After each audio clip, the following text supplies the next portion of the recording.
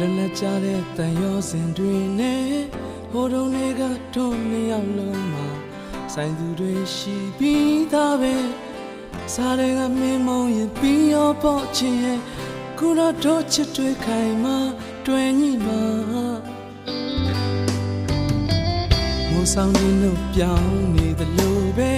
မင်းပြောင်းလဲဖို့စဉ်းစားရတယ်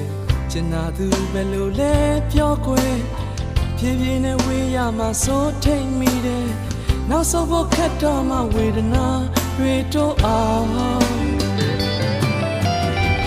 မောင်မောင်မေမို့မင်းမို့ပြောရတဲ့ချင်းရသူရဲ့ကိုပဲလို့မုန်းလို့ရမှာလဲကိုပဲလို့မင်းလို့ရမှာလဲခွဲ